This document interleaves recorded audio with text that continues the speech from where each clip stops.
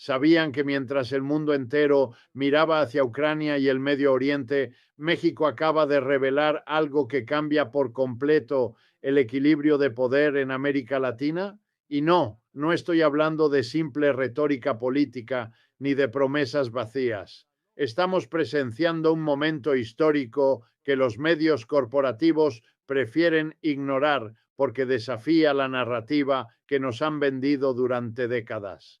México ha mostrado un sistema de defensa aérea que nadie, absolutamente nadie, vio venir. Y aquí está lo fascinante.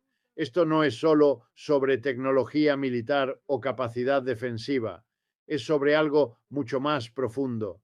Es sobre soberanía nacional en un momento donde las potencias tradicionales están perdiendo su control hegemónico. Es sobre un país latinoamericano que se atreve a decir ya basta al chantaje geopolítico.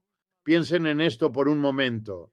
Durante generaciones nos dijeron que América Latina debía depender de Washington para su seguridad, que necesitábamos sus sistemas, sus armas, su protección. Pero ahora México está escribiendo un capítulo completamente diferente y las implicaciones de esto van mucho más allá de radares y misiles.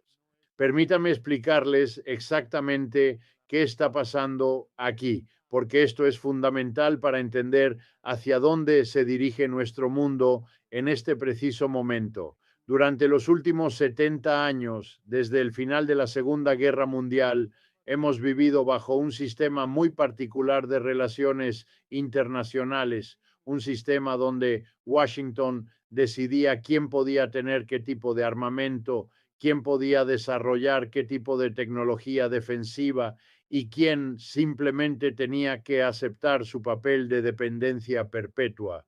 Y México, históricamente, había navegado estas aguas con extrema cautela, siempre consciente de que tiene a la potencia militar más grande del mundo literalmente al otro lado de su frontera norte. Pero algo cambió, algo fundamental cambió en la ecuación global y México lo detectó antes que muchos otros.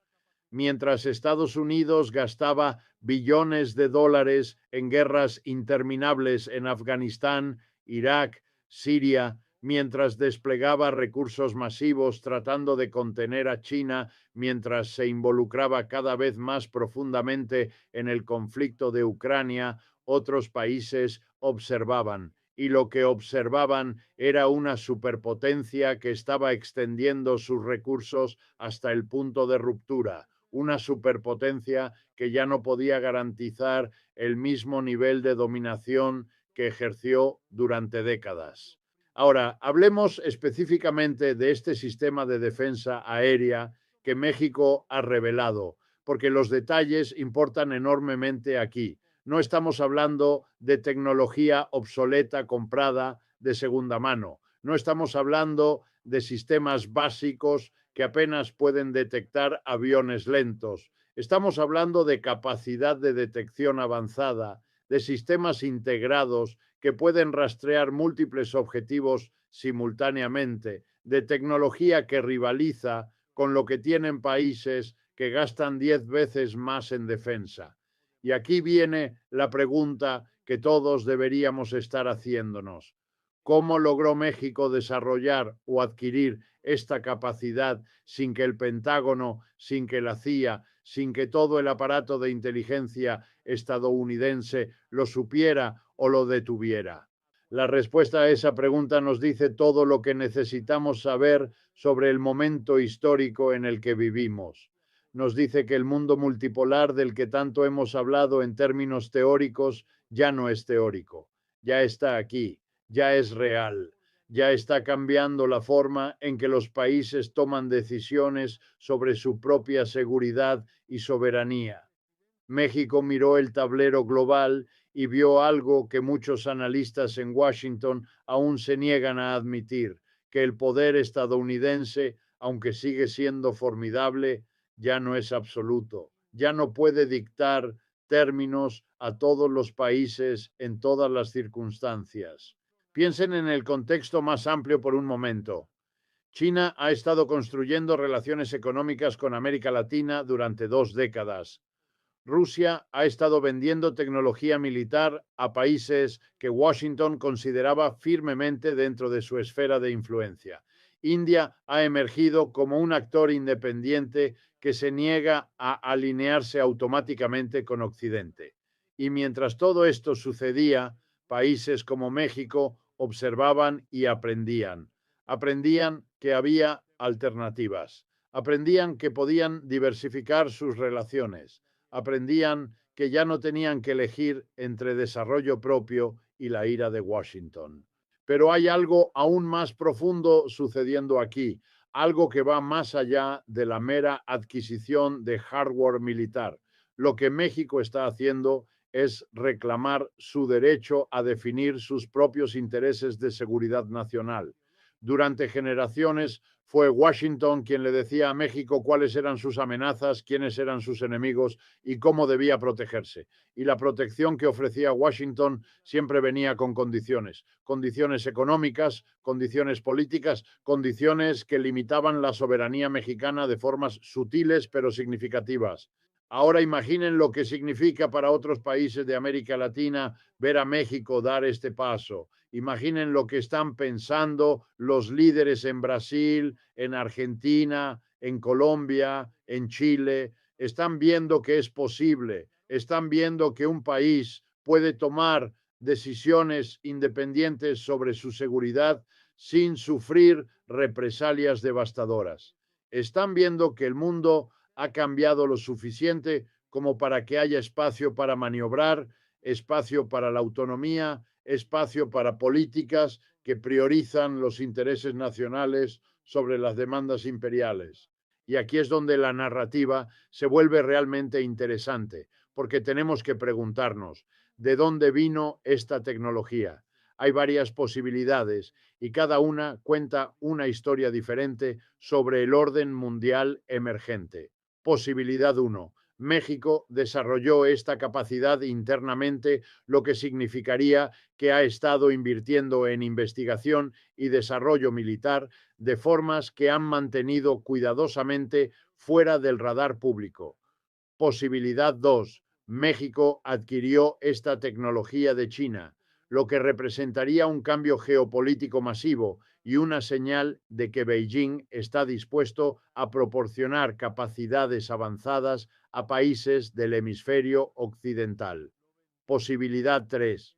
México trabajó con Rusia, lo que sería aún más provocador desde el punto de vista de Washington. Posibilidad 4. México colaboró con múltiples socios, creando un sistema híbrido que no depende de ninguna potencia única. Cada una de estas posibilidades tiene implicaciones enormes. Si México desarrolló esto internamente, significa que tiene capacidades tecnológicas e industriales que hemos subestimado gravemente. Si vino de China, significa que la influencia china en América Latina es mucho más profunda y más estratégica de lo que admiten públicamente los funcionarios en Washington. Si involucró a Rusia, estamos viendo una reconfiguración fundamental de las alianzas en el hemisferio. Y si fue una colaboración múltiple, estamos viendo el surgimiento de un nuevo modelo de desarrollo tecnológico que no depende del sistema occidental tradicional. Pero volvamos por un momento a la cuestión de la soberanía, porque este es el núcleo de todo. La soberanía no es solo una palabra bonita que los políticos usan en discursos, es el derecho fundamental de un país a controlar su propio territorio, a proteger a su propia población y a tomar decisiones que reflejen sus propios intereses sin interferencia externa. Y durante demasiado tiempo, la soberanía latinoamericana ha sido más teórica que real. Ha sido limitada por la doctrina Monroe, por intervenciones militares, por golpes de Estado respaldados por la CIA, por presión económica del FMI y el Banco Mundial, por acuerdos comerciales que favorecen desproporcionadamente a las corporaciones multinacionales. Lo que estamos viendo ahora con este sistema de defensa aérea mexicano Es un país que dice, mi seguridad es demasiado importante para dejarla en manos de otros. Y eso es revolucionario, no en el sentido de tanques en las calles o revoluciones marxistas, sino en el sentido de un cambio fundamental en cómo un país se relaciona con el sistema internacional. México está estableciendo un precedente, está mostrando un camino que otros inevitablemente seguirán. Ahora, seamos claros sobre algo importante. Esto no significa que México se esté convirtiendo en enemigo de Estados Unidos. Eso sería una interpretación simplista y errónea de lo que está sucediendo. Lo que significa es que México está madurando como actor internacional, está reconociendo que puede tener relaciones cooperativas con Estados Unidos en algunas áreas mientras mantiene autonomía estratégica en otras. Está practicando lo que podríamos llamar soberanía selectiva, cooperación donde tiene sentido, independencia donde es necesario. Y esto nos lleva a una conversación más amplia sobre cómo está cambiando la naturaleza del poder en el siglo XXI. El poder solía medirse principalmente en términos militares. ¿Cuántos portaaviones tienes? ¿Cuántas ojivas nucleares? ¿Cuántas bases militares alrededor del mundo? Estados Unidos sigue dominando en todas esas categorías, pero el poder hoy es multidimensional, es económico, tecnológico, informativo, cultural, y en muchas de estas dimensiones el dominio estadounidense está siendo desafiado efectivamente. China ha construido la mayor economía manufacturera del mundo, controla cadenas de suministro críticas para todo, desde teléfonos inteligentes hasta paneles solares. Ha creado instituciones financieras alternativas como el Banco Asiático de Inversión en Infraestructura, que compiten con el FMI y el Banco Mundial. Rusia ha demostrado que puede resistir sanciones económicas masivas y encontrar formas de comerciar fuera del sistema del dólar. Países más pequeños están aprendiendo que tienen más opciones de las que pensaban. México está aprovechando este momento de transición global, está usando la competencia entre grandes potencias para crear espacio para sus propios intereses. Esto es geopolítica clásica, pero aplicada por un país que tradicionalmente ha sido visto como subordinado al poder estadounidense. Y el hecho de que México pueda hacer esto nos dice que el equilibrio de poder ha cambiado más de lo que muchos están dispuestos a admitir. Pensemos también en el momento específico en que esto está sucediendo. Estados Unidos está profundamente dividido internamente. Hay debates fundamentales sobre el papel de Estados Unidos en el mundo, sobre cuánto debería gastar en defensa, sobre si debería continuar siendo el policía global. Hay tensiones económicas enormes, con deuda nacional en niveles récord y crecientes demandas de gasto doméstico en infraestructura, salud y educación. Hay fatiga con las guerras interminables y los compromisos militares que nunca parecen terminar. Todo esto significa que Washington tiene menos capacidad y menos voluntad para microgestionar lo que sucede en su propio hemisferio. México reconoció esto y actuó, no de manera confrontacional, no declarando hostilidad, sino simplemente ejerciendo su derecho soberano a garantizar su propia seguridad. Y esa es precisamente la estrategia correcta, porque hace extremadamente difícil para Washington responder sin parecer tiránico o hipócrita. Después de todo, ¿cómo puede Estados Unidos objetar que México desarrolle defensas aéreas cuando Estados Unidos tiene el sistema de defensa aérea más avanzado del mundo? ¿Cómo puede argumentar que México no debería proteger su espacio aéreo cuando Estados Unidos insiste en su derecho a hacerlo? La respuesta es que no puede, no sin revelar que su oposición no es sobre principios, sino sobre mantener dominación. Y aquí es donde entramos en territorio realmente fascinante en términos de moralidad global. Durante décadas nos han dicho que el orden internacional basado en reglas es sagrado, que todos los países deben seguir las mismas reglas, que hay normas internacionales que deben respetarse.